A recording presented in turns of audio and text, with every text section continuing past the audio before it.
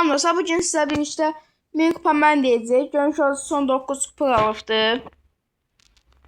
Mənim boyutu gəlsə o daha yaxşıdır, daha doğrusu süper boyutu.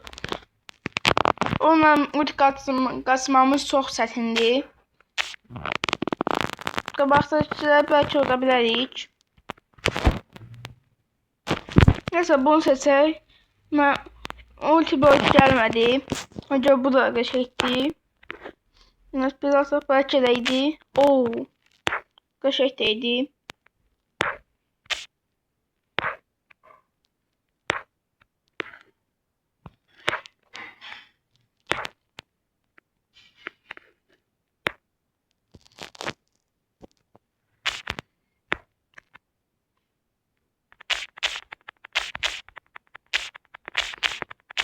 Nasıl qəşəng?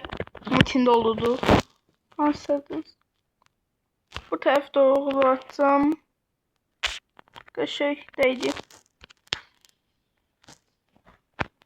Və ultiləri də ataq. Daha doğrusu mənimləri. Öl da. Öldürmək də olmadı.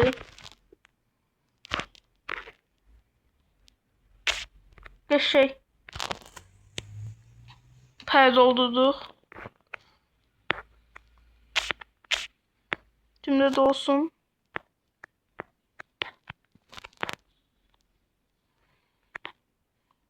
Qəşəng.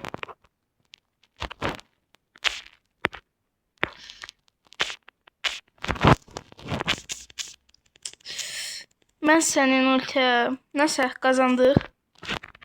En azından. Ben 1000 kupa. Çetin ceviz ünvanı da oldu.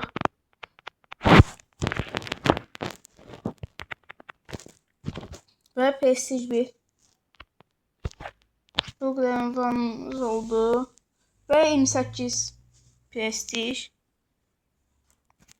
En sosyal can video görüşende her hoş